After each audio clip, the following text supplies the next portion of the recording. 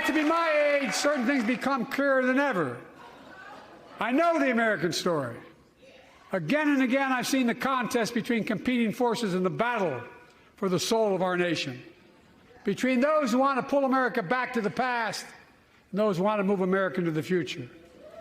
My lifetime has taught me to embrace freedom and democracy, a future based on core values that have defined America: honesty, decency, dignity, equality, to respect everyone, to give everyone a fair shot, to give hate no safe harbor. Now, other people my age see it differently. The American story of resentment, revenge, and retribution, that's not me. In my career, I've been told I was too young. By the way, they didn't let me on the Senate elevators for votes sometimes. They're not a joke. And I've been told I'm too old.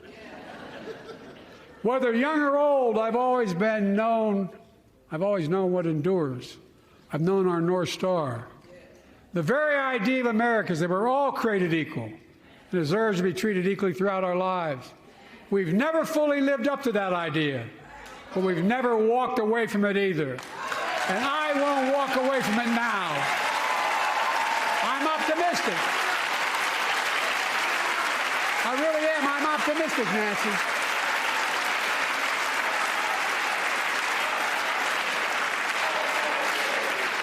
My fellow Americans, the issue facing our nation isn't how old we are. It's how old are our ideas. Hate, anger, revenge, retribution are the oldest of ideas. But you can't lead America with ancient ideas that only take us back. You lead America, the land of possibilities. You need a vision for the future and what can and should be done. Tonight you've heard mine. I see a future where defending democracy, you don't diminish it. I see a future where we restore the right to choose and protect our freedoms, not take them away. I see a future where the middle class finally has a fair shot and the wealthy have to pay their fair share in taxes. I see a future where we save the planet from the climate crisis and our country from gun violence. Above all, I see a future for all Americans. I see a country for all Americans. And I will always be president for all Americans because I believe in America. I believe in you, the American people. You're the reason we've never been more optimistic about our future than I am now.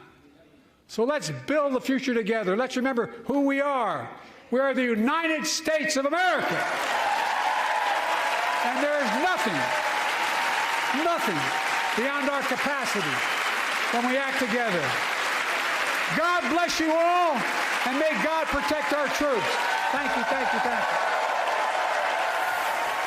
President Biden closing the State of the Union address last night. Speaking for just over an hour, the president made his case for a second term, leaning into some of the themes that will play prominently as we head into November, like abortion rights and immigration. Biden also hammered away at Donald Trump and his Republican critics over a number of policies, calling them out, offering a sharp contrast between his administration's accomplishments and those of his predecessor.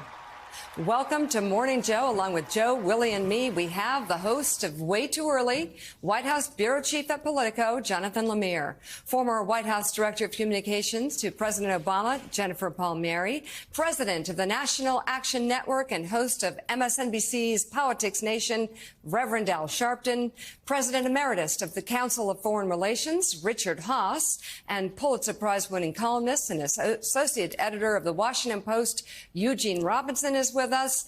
Also with us this morning, author and NBC News presidential historian Michael Beschloss. And Joe, I will tell you, I'm at the Forbes Know Your Value 3050 Summit here in Abu Dhabi on this International Women's Day. Last night, President Biden spoke a lot about women's issues impacted by the overturning of Roe versus Wade. And we're going to get to all of that in just a moment. But I'm telling you, Joe Biden proved, I think, he still has a pulse. That's number one. And Speaker Mike Johnson might have rolled his eyes more than both my daughters in their entire lives. What's your take? Well, I mean, had a pulse. He had Frazier's left hook. I mean, I have never seen, and part of this is delivery, part of it is speech writing, part of it is setting up the argument for the fall. I've sat through a lot of these, and I have never seen one side put in so many uncomfortable positions as the Republicans were last night, because they were on the wrong side of history, they were on the wrong side of the polls, they were on the wrong side of politics, they were on the wrong side of decency. This was a tour de force by Joe Biden, and you had Peggy Noonan last week calling him cranky old Joe after his angry press conference, who last night, Michael Beschloss, likened him to Harry Truman. And there was a real give 'em hell Harry part of this. But what really completed it was give 'em hell Harry meets Ronald Reagan's A City Shining Brightly on the Hill for all the world to see. When he says, you know, he's been around a long time. He's been called too young. He's been called too old. But listen to this. But I know what endures. I can see our North Star, that we are all created equal, and we have never reached that goal. But that doesn't mean we don't give up trying.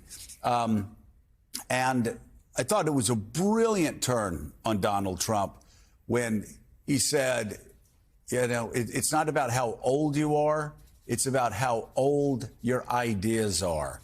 And time again, I go back. There were just so many beautiful lines here, again, delivered beautifully.